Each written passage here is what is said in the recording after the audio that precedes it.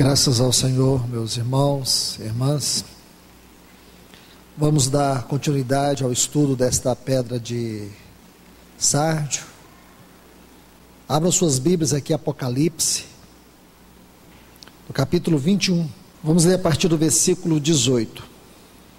O material de seu muro era de jaspe, mas a cidade de ouro puro, semelhante ao cristal puro.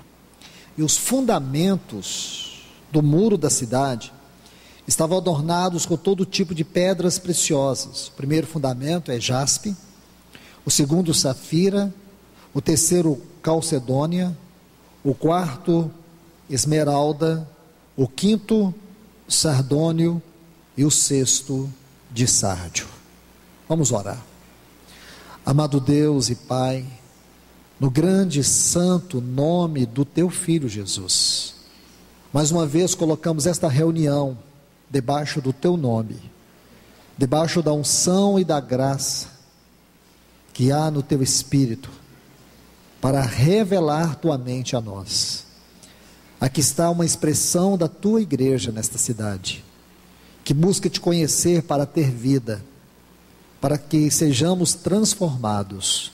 Nós Te pedimos, Pai, em nome de Jesus, ajuda-nos mais uma vez, em nome do Teu Filho Jesus. Amém. Amados em Cristo, vamos ler só mais um texto, que está aqui no Evangelho de Marcos, capítulo 3.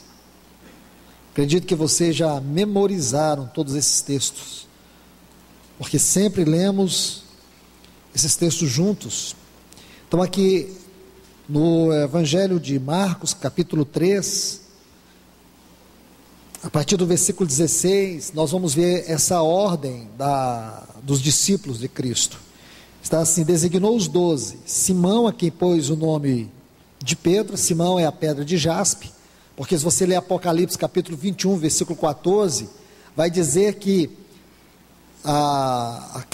aqueles fundamentos da Nova Jerusalém são conformes os apóstolos de Cristo Jesus. Então está aqui: designou os 12, Simão, que é a pedra de jaspe, é o primeiro fundamento, em quem pôs o nome Pedro. Tiago, está vendo aqui Tiago, o filho de Zebedeu, que é a safira, e João, que é a calcedônia, irmão de Tiago, os quais pôs o nome de Boanerges, que significa trovão. André, que é a pedra de esmeralda. Filipe, que é a pedra de ônix ou sardônio. E Bartolomeu, que é o Natanael. Nunca esqueça, viu, irmãos? Bartolomeu é o mesmo Natanael. Por que Bartolomeu? Quando você estuda a palavra Bartolomeu, você vai ver que ela é formada por dois nomes no grego. Bar é filho, e Tomeu é agricultor. Então Bartolomeu ou Natanael, ele era filho de um agricultor. Então, o que quer dizer Bartolomeu? O nome dele, na verdade, era Natanael. Natanael, aquele que pertence ao Senhor. Ele era de Caná, da Galileia. E Natanael, irmãos e irmãs, ele era filho de um agricultor. Então, como que se referia a ele? Natanael, filho do agricultor. Por isso que chama ele às vezes de Bartolomeu. Então não confundam isso, é só lembrar desses detalhes. Vamos prosseguir. Juliano fez uma excelente introdução aqui. Nós já vimos alguns detalhes dessa pedra, uma pedra transparente, que colocando na direção da luz, a luz penetra nela. Nós vimos isso lá no Salmo 36, 9, na tua luz vemos a luz. A primeira luz é a luz de Deus, aí depois nós temos essa luz secundária. Na luz de Deus nós somos capazes de ter revelação. Só na luz de Deus nós somos capazes de nos enxergar a nós mesmos como nós de fato somos. Só na luz de Deus que nós conseguimos ver as trevas que há no nosso coração. Irmãos e irmãs, às vezes, inconscientemente, o homem acha que ele é bom. Às vezes, inconscientemente, nós podemos achar que reside ou que existe alguma coisa boa em nós. Paulo disse assim: em mim, isto é, na minha carne, eu sei que não habita bem algum. Se você quer chegar à conclusão exata de você na luz de Deus, é só você ler Romanos 7. Romanos 7, você vai ver quem de fato você é. Irmãos, irmãs, existem coisas boas em nós? Existe. Vou dar um exemplo para você. Tem um livro de um irmão, ele conta a história de 2 homens. Ele disse que um homem, ele pegou todo o seu dinheiro e deu para uma pessoa. Todo o seu dinheiro e deu para uma pessoa. Sabe o que aconteceu com esse homem? No outro dia, ele foi lá e matou o presidente Kennedy. Era o Oswald. Quer dizer, num dia anterior, o que ele fez? Ele fez uma grande ação. Homem bom. Ele pegou o seu dinheiro e deu para uma pessoa. Mas no outro dia, o que ele fez? Matou o presidente dos Estados Unidos. Até nas pessoas mais perversas, existe alguma coisa boa. Quer dizer que do ponto de vista de Deus, isso não é bondade. Porque uma bondade que emana de um coração perverso, não é bondade. Por isso que só Deus é bom, porque em Deus não há perversidade. Quer dizer, com a mesma mão que você faz o bem, você também faz o mal. Com a mesma mão que ele deu o dinheiro para uma pessoa, ele também atirou e matou o presidente dos Estados Unidos. Então, nós temos que compreender, irmãos, que em nós existe uma natureza que é chamada de natureza adâmica. Adâmica. Essa natureza adâmica, ela não converte. E o máximo que você consegue fazer com a sua natureza adâmica é tornar sua carne religiosa. Carne religiosa é a mais perigosa distração que um cristão pode ter em si. Porque ele começa a se ver muito bom. E à medida que ele se vê muito bom, ele julga todo mundo como mal. Ele olha as pessoas errando e ele diz: eu não faço isso. Eu não sou assim. Lembra aquele homem que foi dar sua oferta? Ele deu a oferta e pediu que tocasse, para que todo mundo visse ele dando a sua oferta. Ele orava de si para si mesmo. Porém, aquele publicano, quando ele foi orar, ele disse assim: ó Deus, sê propício a mim. Ele nem ousava levantar o seu rosto para cima. Aqui nós temos a figura de um homem que não confia em si mesmo, de um outro que tem uma carne religiosa. A carne religiosa é tão terrível como a carne essencialmente pecaminosa. Porque a carne pecaminosa não tem disfarce, a carne religiosa tem. É tão perigosa, irmãos, como a carne pervertida, em todos os seus sentidos, porque de fato as duas são pervertidas, só que uma tem uma carapuça de hipocrisia e de dissimulação. Essa é a carapuça, é o disfarce da carne religiosa. Nós temos que entender que em nós não habita bem algum. Paulo diz assim: o bem que eu quero fazer eu não faço, mas o mal, esse sim. Miserável homem que sou, não é o que ele diz no versículo 24, capítulo 7? Então, quando você lê o capítulo 7, você vai ver o que é o homem na sua própria carne. O homem na vida adâmica, essa vida incorrigível, essa vida que não converte. Por isso que nós necessitamos, irmãos, não é alguns dias não, nós necessitamos a todo dia, a toda hora, a todo tempo da cruz de Cristo, porque a todo dia, a todo tempo, a toda hora nós estamos propícios a pecar. A todo momento nós estamos propícios a falhar, a errar. Por isso nós necessitamos conhecer o trabalho da cruz. Se nós não conhecemos o trabalho da cruz, se nós não nos submetemos ao trabalho da cruz, nós jamais poderemos sermos conformados à imagem de Cristo Jesus. No máximo que nós vamos alcançar é um padrão religioso, nunca o padrão de Deus. O padrão de Deus não é o padrão religioso, o padrão de Deus é o padrão da vida, e da vida eterna. O padrão de Deus é Cristo. Então, por favor, vamos entender mais um pouco sobre esta pedra. Essa pedra, para que ela alcance o seu brilho, na maior expressão, ela tem que passar pelo polimento, como toda pedra preciosa. Da medida que essa pedra é polida, o objetivo é fazer com que o brilho dela seja provocado pelo trabalho da luz dentro dela. Quer dizer, o brilho dela tem que ser produto da luz, mas para que essa luz penetre, ela tem que ser polida. Aqui nós temos uma figura do trabalho da cruz. O que é esta luz? Esta luz é a luz de Deus, é a luz da expressão da vida de Cristo. A expressão da vida de Cristo, ganhando terreno em nossa mente, no nosso coração, no nosso interior, produz expressão, produz as afeições de Cristo. Nós não nascemos com as afeições de Cristo, nós nascemos com as afeições de Adão. Nós nascemos com as afeições do pecado. Nós nascemos com as afeições daqueles que são filhos da ira. As afeições de Cristo devem ser resultado do trabalho da cruz em nós. Amém?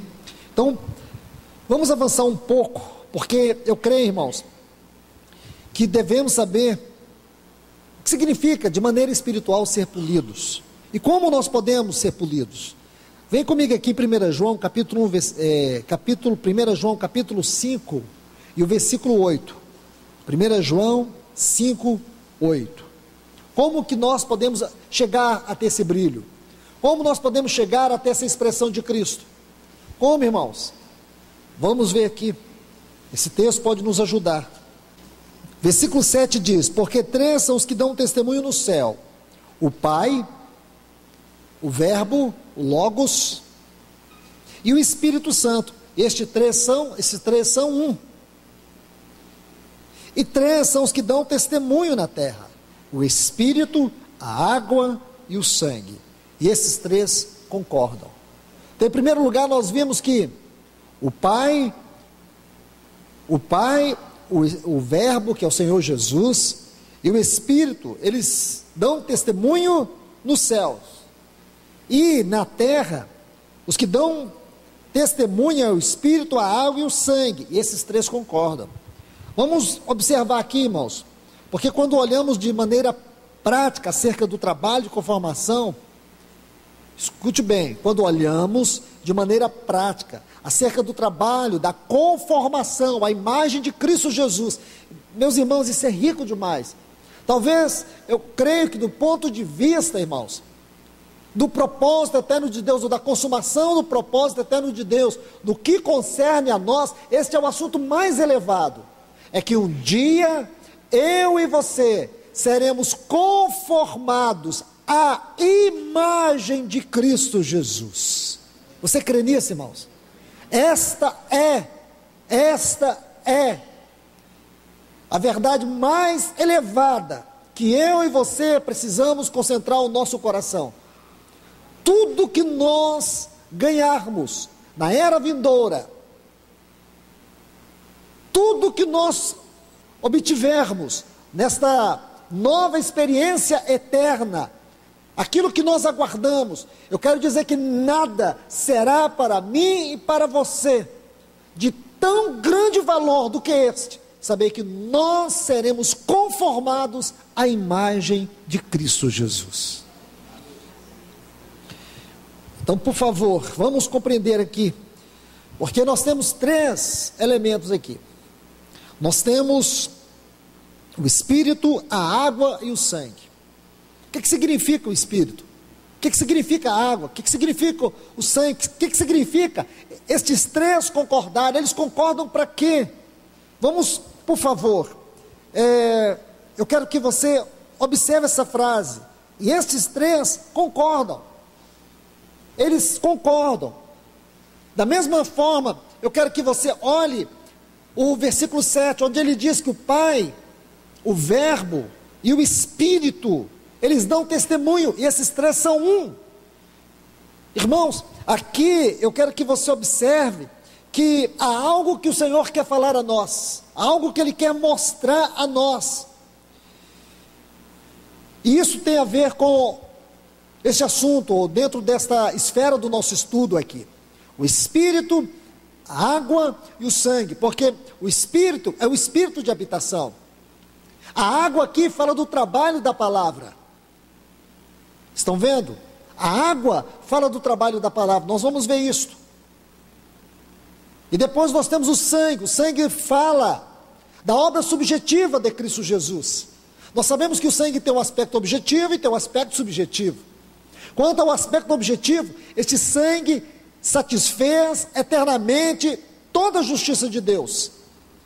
Sabemos que esse sangue, e por causa deste sangue, nós fomos eternamente perdoados. Nós sabemos que por causa deste sangue, não há condenação para aqueles que estão em Cristo Jesus.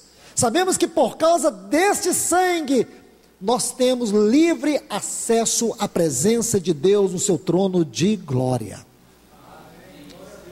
Agora, irmãos, não é neste contexto objetivo e sim subjetivo. Porque aqui eu quero tomar esse texto para fazer essa aplicação do Espírito, da palavra e do sangue. E vamos ter que ler 3 versículos e juntar esses 3 versículos dentro de um quadro. O primeiro está aqui em Romanos, capítulo 8, versículo 11. Porque quanto ao Espírito, nós vamos ver a questão da habitação. Quanto à palavra, nós vamos ver a questão da habitação.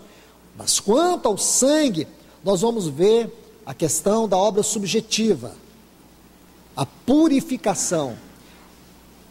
O Espírito fala de habitação, a palavra fala do lavar, do regenerar, e o sangue fala da purificação.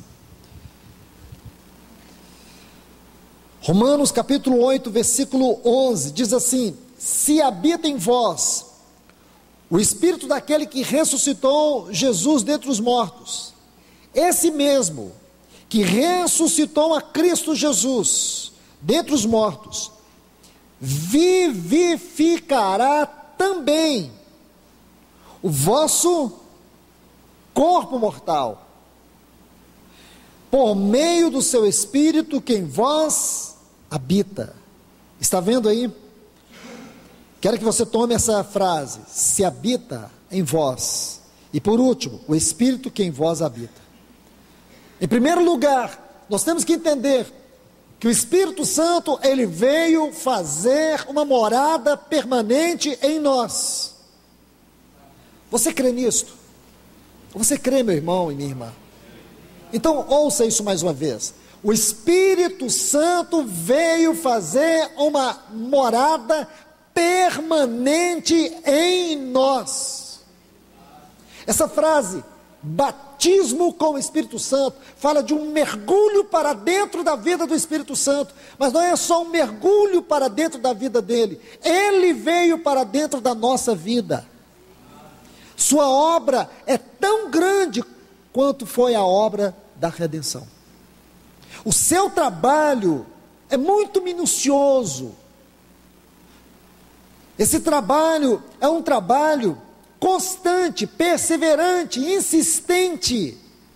Por mais que ele seja santo, e nós somos o que somos, por mais que ele seja eternamente onipotente, Deus, nós somos extremamente fracos e limitados, mas aprove Deus, para o louvor da glória de sua graça, que ele viesse, o Espírito Santo, habitar a minha e a tua vida. Então, por favor, vamos para Colossenses capítulo 3, versículo 16. Vamos para mais um texto dentro deste quadro. Habite ricamente em vós a palavra de Cristo. Habite ricamente em vós a palavra de Cristo. Agora, Hebreus capítulo 9, versículo 14, o último texto que compõe esse quadro. Muito mais, olha aqui, o sangue de Cristo, que pelo Espírito eterno a si mesmo se ofereceu sem mácula. Agora, olha essa frase: purificará a nossa consciência de obras mortas. Para quê? Porque com o Espírito Santo, ou o sangue de Cristo, pelo Espírito eterno, ofereceu a si mesmo, sem mácula a Deus. Qual o objetivo deste sangue? purificar nossa consciência das obras infrutíferas. Obras infrutíferas que são resultados da nossa carne. Obras infrutíferas que são resultados desse velho Adão. Então o que este sangue faz? Ele purifica a nossa consciência dessas obras mortas. Com qual objetivo? Para que nós sirvamos ao Deus vivo. Vamos juntar tudo isso aqui, irmãos. Permita-me primeiro citar os dois textos. Romanos 8, Colossenses 3, Romanos 8, 11, Colossenses 3, 16. Porque aqui tem uma palavra que eu quero que você observe com cuidado. Esta palavra habita em Romanos 8 e habite em Colossenses 3. Porque no texto original é o mesmo vocábulo. E quando você estuda esse texto aqui, você vai perceber que é um texto formado por duas palavras. Primeiro uma preposição, en, e uma palavra, oikeu. Oikeu é habitar. E aqui tem a preposição en, en. A palavra é enoikeu. Então ela é formada por dois termos, por uma preposição en e oikeu. Então é enoikeu. Como que traduz isso? Habitar dentro de, habitar em. É isso que significa habitar em. É um termo singular.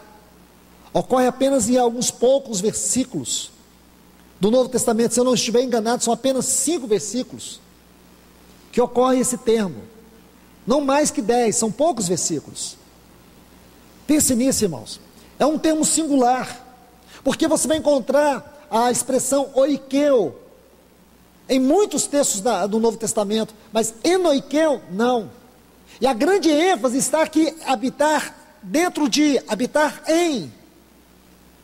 O Espírito Santo veio nos habitar. Ele veio habitar a minha e a tua vida. Ele veio para dentro de nós, como uma bênção divina, como uma bênção eterna. Ele veio com propósitos infinitos. Ele veio, irmãos, eu posso colocar aqui 2 pontos que descrevem de maneira prática por que o Espírito Santo veio nos habitar. Ele veio para nos habitar com o seguinte propósito: primeiro, para encurtar a distância entre a eternidade de Deus, o trono de Deus e o nosso coração. Vou repetir. Ele veio nos habitar para encurtar a distância entre a eternidade, onde Deus está sentado no seu trono, e o nosso coração. Mas o que é o nosso coração, irmãos? Como diz Jeremias 17:9, corrupto. No capítulo 4 ele fala assim, ele dá um suspiro quando ele fala a palavra do coração. Ele diz assim, meu coração, meu coração. Então nós sabemos o que existe no nosso coração. Tem coisas que nós assumimos, e tem muitas coisas que nós temos até medo de assumir. Tamanho inferno habita o nosso coração. Agora pensa o que Deus fez, irmãos. Ele colocou dentro de nós o seu Espírito para nos habitar apesar de nós, e para encurtar essa grandiosa distância que existe entre o trono de Deus e nós. E aqui tem um outro ponto que eu quero colocar. São muitos, irmãos, mas vou colocar esses 2. Ele veio também nos habitar para substantificar, isto é, tornar real tudo que Cristo cumpriu ao nosso favor. Porque nós não somos capazes de ver isso por nós mesmos. Será que eu e você somos capazes de ver a profundidade do nosso pecado? Será que a gente consegue ver? Não consegue, irmãos. A gente sabe que nós somos pecadores, mas nós não sabemos a dimensão do nosso pecado diante de Deus. A gente sabe a dimensão do nosso pecado diante da nossa moral. É dentro do padrão da nossa moralidade que nós julgamos o nosso pecado. Mas se nos fosse permitido ver um pouquinho da sombra da santidade de Deus, nós perderíamos a voz de tanta vergonha do nosso próprio pecado. Se nós pudéssemos contemplar apenas num facho pequeno de luz, da ponta de um alfinete, a gloriosa santidade de Deus, eu creio que nós infartaríamos de tamanho desgosto de contemplar o nosso próprio pecado. Então nós não temos uma consciência real como Deus tem do pecado. Porque se tivéssemos, irmãos, quando nós lêssemos textos assim, nós ficaríamos consumidos de tristeza, de temor e também de grande alegria de saber o que Deus fez para poder nos perdoar e o que Ele ainda continua fazendo para que nós não venhamos cair eternamente no inferno. Impressionante isso, né, irmãos? Não só o que Ele fez, mas o que Ele está fazendo para você não cair eternamente no inferno. Então, meus irmãos e irmãs, o Espírito Santo veio para trazer essa realidade, porque nós somos tão limitados, nós somos tão tendenciosos a nos conformar com tudo, por causa desse corpo de pecado que ainda reside o nosso espírito, nossa alma, por causa desse corpo suscetível a todas as fragilidades, todas as limitações, nós ainda somos tendenciosos a duvidar, nós somos tendenciosos a nos acostumar com a glória, com a graça, com a misericórdia, com o amor de Deus. É necessário que o Espírito Santo fique lembrando sempre, irmãos, sempre nos lembrando que Deus nos ama, sempre nos lembrando que Cristo morreu por nós, porque se não é o Espírito Santo lembrando isso de tempo em tempo, dia após dia, momento após momento, nós já teríamos deixado o Senhor. Mas o Espírito Santo vai lembrando, vai substantificando, vai revelando, vai falando conosco, e mantendo esse trabalho constante. E por manter esse trabalho constante, nós ainda, irmãos, podemos olhar para aquela cruz há 2000 anos atrás e dizer: graças te damos, Senhor. É o Espírito Santo que substantifica o poder do sangue, o poder da morte, o poder da ressurreição, o poder da ascensão, o poder da entronização de Cristo Jesus dentro de nós, o poder do perdão. Então, tudo isso é tão rico, é tão glorioso, é tão majestoso, sem palavras, irmãos. O Espírito Santo está aqui, habitando, Ele veio nos habitar. Agora, é o mesmo termo que está aqui em Colossenses 3,16, habite ricamente em vós a palavra de Cristo. O termo habite, não somente o Espírito Santo habita, mas ele habita por essência, e a palavra também habita, mas a palavra habita, aqui, essa palavra que habita não é uma palavra teológica, não é uma palavra intelectual, não é uma palavra que promove conhecimento. Essa palavra que habita é a mesma que está nos céus, porque 3 dão testemunhos no céu. Quem? O Espírito, o Verbo, o Pai, o Verbo e o Espírito. E 3 dão testemunho na terra. Quem? O Espírito, o Verbo e o sangue. Então você vê, irmãos, que o que ele quer dizer, que os mesmos que dão testemunho no céu, também dão na terra, porque o Espírito está dando testemunho, o Filho está dando testemunho, e Deus também está dando testemunho, porque o sangue tem a ver com a justiça de Deus. A palavra, ou a água aqui, o lavar da água, a água aqui, irmãos, é uma figura da palavra. Vamos olhar 2 textos, só para a gente avançar aqui nesse ponto. Eu preciso colocar esses textos para vocês. Vamos começar aqui em João capítulo 15, versículo 3. Vós já estáis limpos pela palavra que vos tenho falado. Eu quero que você agarre esse texto aí. João 15, 3. Vós já estáis limpos pela palavra. Então o trabalho da palavra é nos limpar. Agora vamos colocar um outro texto junto deste. Efésios capítulo 5, versículo 25 e 26 diz: maridos, amai vossas mulheres, assim como Cristo amou a igreja e a si mesmo se entregou por ela, para que a santificasse por meio da lavagem da água pela palavra.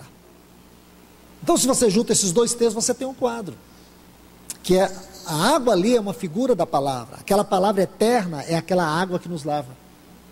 O que quer dizer isso, irmãos? Junte o versículo 7 e o versículo 8, você vai ter um quadro. Que aqueles três que são um, que estão lá no céu dando testemunho, eles dão testemunho também, eles concordam na terra. O sangue fala da justiça de Deus. A água fala da palavra que é o verbo. E o Espírito é o Espírito. Porque se você olhar a ordem aqui, eu sempre digo para vocês, não mude as ordens das coisas na Bíblia. Não mude. Porque isso é importante. Voltemos lá para João. Olha o versículo 7, a ordem. O Pai, o Verbo e o Espírito.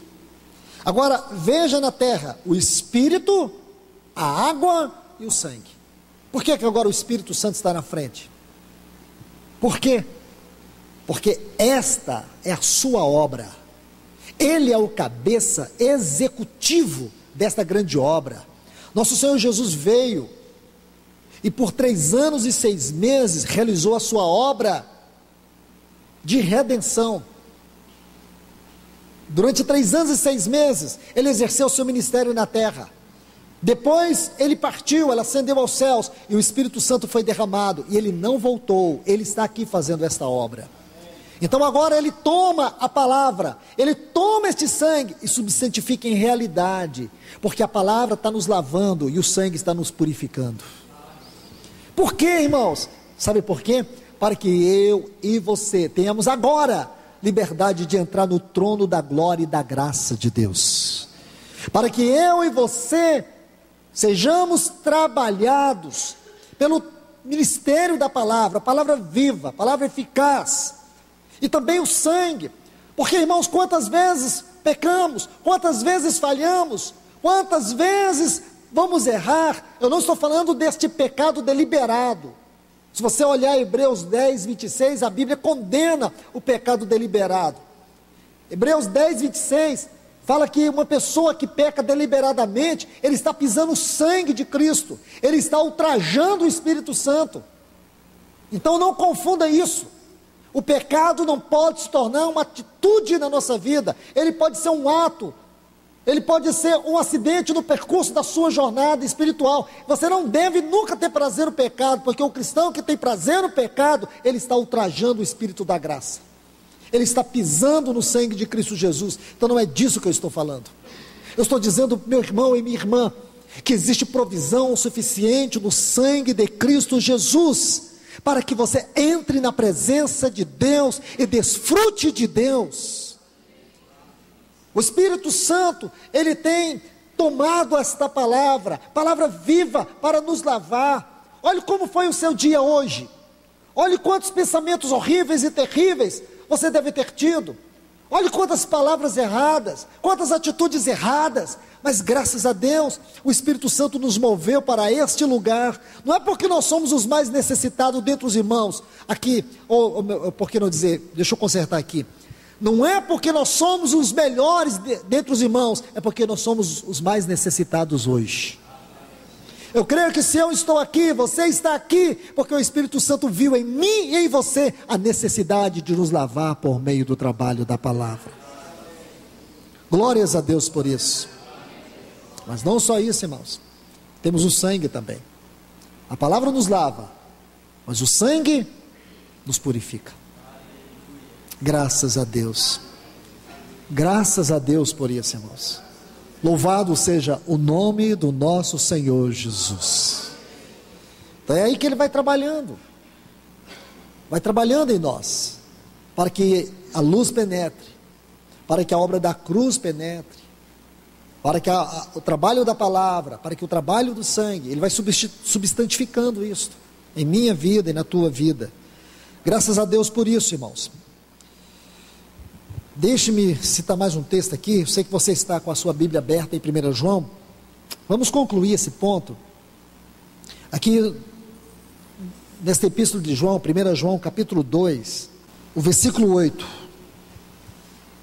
Contudo, escrevo a vós um novo mandamento, que é verdadeiro nele, olhe bem, é verdadeiro nele quem? Em Cristo, e em vós, porque as trevas vão passando e a verdadeira luz brilha. Preste atenção nisso. As trevas vão passando. Porque outrora, irmãos, nós éramos trevas. Nós não éramos uma pedra de sárdio. Nós éramos uma pedra bruta que a luz não penetrava. Nós éramos trevas. Efésios 5:8 diz assim: noutro tempo éreis trevas. Não diz que nós tínhamos trevas, não diz que nós éramos a própria trevas. Veja isso, Efésios 5:8, coloque junto desse texto aí para você não esquecer. Efésios 5:8, noutro tempo éreis trevas. Não havia trevas em nós não, irmãos, era pior do que isso, nós éramos a própria trevas. Aí ele diz assim, aí lá no texto ele diz assim: agora sois luz no Senhor, andai como filhos da luz. Agora voltando aqui, o que ele diz? Que é verdadeiro nele e em vós, porque as trevas vão passando e a verdadeira luz brilha. Preste atenção nisso, irmãos. O que quer dizer verdadeiro nele e em vós? É que agora a luz que é ele, e a luz que é a essência do seu ser moral, a luz é a essência do ser moral de Cristo, isto é, sua verdade, sua santidade, porque essa palavra luz, ela nos fala basicamente de duas coisas: santidade e verdade. Essa luz que brilha em nós é o próprio refletir da vida de Cristo, que nos é transmitida pela habitação do Espírito, quando Ele opera o trabalho da palavra e a obra do sangue. O trabalho da palavra e a obra do sangue. O trabalho da palavra, lavar como água. O trabalho do sangue, purificar nossa consciência de obras mortas. Estão vendo, irmãos? Então observe isso aqui. Eu creio que aqui existem três verdades que nós temos que tomá-las. A primeira está em Gálatas 2:20. Paulo diz assim: não sou eu quem vive, Cristo vive em mim. O que quer dizer isto? Cristo é a nossa vida. O segundo, lá em João capítulo 1, versículos 4 e 5, que todas as trevas que residiam em nossa vida, na nossa carne, no velho Adão, porque tudo isso descreve a natureza das trevas, que proporcionava a nós uma profunda ignorância com respeito a Deus, porque nós éramos inimigos de Deus, nós estávamos sem Deus e sem Cristo nesse mundo, éramos filhos da ira, condenados ao inferno. Então, não é só uma questão de trevas em nossa própria natureza, mas também trevas que impediam que nós tivéssemos a revelação do próprio Deus. E aqui está o ponto mais importante, que Cristo, a luz, Ele que entrou, foi a luz que entrou em mim e em você, que éramos uma pedra bruta, e essa luz penetrou, nos tornando uma pedra preciosa.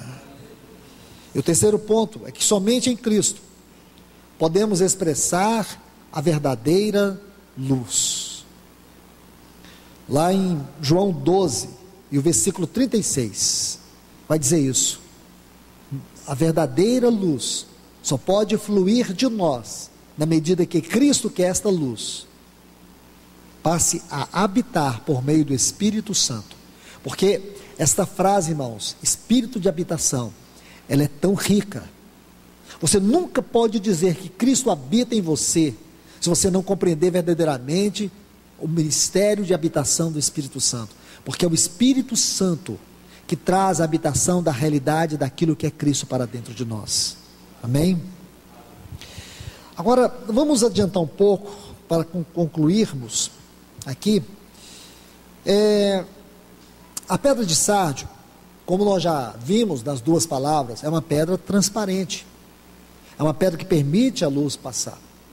Tem um episódio na vida de Natanael que ilustra muito bem isso. Está lá no capítulo 1 de João, no versículo 47. Quando Natanael estava chegando, o Senhor Jesus dá um testemunho, diz assim: eis aí um verdadeiro israelita em quem não há dolo. Lembra que o Senhor disse isso dele? Eis aí um verdadeiro israelita em quem não há dolo. Eu quero que você tome essa palavra dolo. Essa palavra ela tem basicamente, na tradução do texto original, 4 significados. Fala de fraude, fala de engano, fala de malícia e fala de astúcia. Então, astúcia, engano, fraude e malícia. Basicamente, do texto original, é isso que significa essa palavra dolo. O Senhor Jesus estava dizendo aí a um homem que não tem fraude, não tem astúcia, não tem malícia, não tem engano.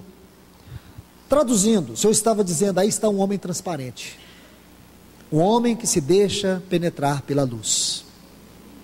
Porque, irmãos, o Senhor estava dizendo isso de Natanael, e olha o que Natanael havia dito dele. Natanael estava dizendo assim do Senhor: pode vir alguma coisa boa de Nazaré? Se fosse nos nossos dias, isso era bullying, discriminação. Mas o Senhor, Ele diz assim: eis aí um homem em que não há engano, não há fraude, não há astúcia, não há mentira. Mas por que o Senhor disse isso dele? Eu penso, irmãos, que Natanael era como eu e você. Eu penso que Natanael tinha todas as disposições, e claro que tinha, que eu e você temos. Mas por que o Senhor disse isso de Natanael? Será que Natanael já era um cristão autêntico, perfeito? Ele não tinha recebido o Espírito Santo ainda, ele não tinha recebido aquele trabalho de Cristo ainda, e como que ele chegou a tal padrão? Eu não creio dessa forma, irmãos. Eu já disse para vocês isso, volto a repetir, a repetição é a quinta essência do ensino, então nunca é demais repetir. As palavras do nosso Senhor são as palavras mais profundas que existem na Bíblia. Tudo que o nosso Senhor fala requer a mais acurada investigação, o mais profundo exame. Todas as suas palavras, todas as suas declarações são as verdades mais impressionantes das Sagradas Escrituras. Ninguém pode chegar ao nível do Senhor em termos de palavras. E quando ele diz isso, irmãos, agora você tem essa configuração de Natanael com a pedra de sárdio, uma pedra transparente. E você tem o Senhor dizendo isso dele: eis aí um israelita que não tem fraude, não tem engano, não tem astúcia. O Senhor está dando testemunho dele. Mas só que se você pegar o texto, você vai ver que o Senhor, Ele desvenda o coração de Natanael. O Senhor vai dizer para Natanael que ele já tinha visto ele. E Natanael fica muito surpreso com o Senhor. E o Senhor diz: Natanael, você está surpreso porque eu disse que vi você debaixo daquela figueira? Pois eu quero te dizer que daqui em diante você vai ver os céus abertos, e os anjos descendo e subindo sobre o Filho do Homem. Então junte todo esse quadro, para você começar a entender as palavras do nosso Senhor. Irmãos, é isso que o Senhor quer dizer para nós. Porque quando ele olhou para Natanael, ele já viu a obra dele consumada na vida deste homem. Porque se você olha a vida de Natanael, você não vai ter muitas informações. Natanael talvez seja um dos apóstolos de Cristo que nós menos temos informações. O que nós sabemos é que ele, após a ascensão do Senhor, ele foi servir na Turquia. Então ele pregou o evangelho na Turquia, ele pregou o evangelho na Índia, e por último ele foi para a Armênia. E lá na Armênia o Senhor usou ele grandemente, mas os sacerdotes pagãos começaram a ter inveja dele, infiltraram alguns homens para poder investigar a vida de Natanael, e aí eles conseguiram falsas acusações contra ele, e Natanael foi chicoteado, ele foi esfolado até morrer. Então agora você vê que aqui o Senhor, quando ele olhou para aquele homem, com aquele olhar profundo em sua soberania e poder eterno, ele já estava vendo aquele homem vivendo tal vida, uma vida que agradou a ele, uma vida que alcançou tal testemunho, a ponto de não negar o Senhor, e de morrer crendo, combatendo o bom combate, terminando a carreira e não negando a fé. Aqui está, irmãos, O que o Senhor quer dizer sobre uma pessoa que não tem dolo? Uma pessoa que não tem dolo, segundo o olhar do nosso Senhor, é alguém que permite ser trabalhado pela luz até o ponto final, até o dia de ser levado para a glória de Deus. Não é isso que está lá? É em 2 Coríntios capítulo 13, versículo 18, que nós estamos sendo transformados de glória em glória, na imagem do Senhor. Estamos sendo transformados de glória em glória. Graças a Deus é o que está acontecendo, irmãos, comigo e com você.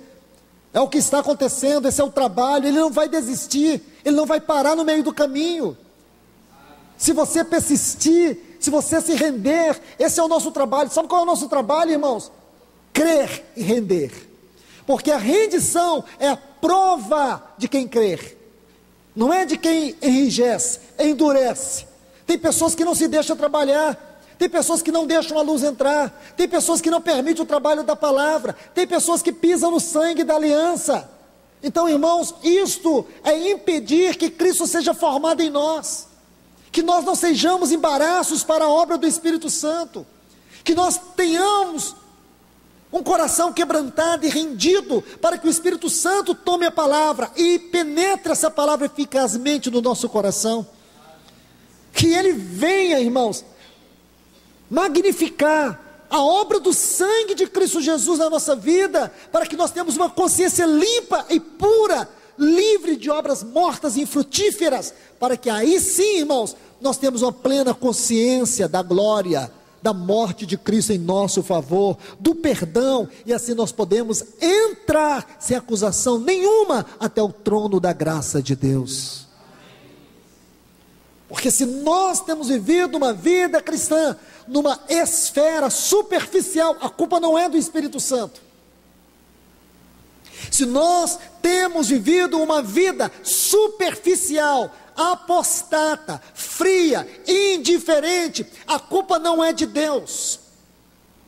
Se nós somos lentos em receber, tardios em ouvir, a culpa não é do Senhor Jesus, a culpa é nossa, a culpa é minha, a culpa é tua. Porque esses três, que são um e que concordam na terra, eles estão trabalhando para que eu e você um dia cheguemos a ser essa pedra preciosa, nesta gloriosa nova Jerusalém eterna. Amados em Cristo, venhamos acolher essa palavra no nosso coração. Que Deus vos abençoe.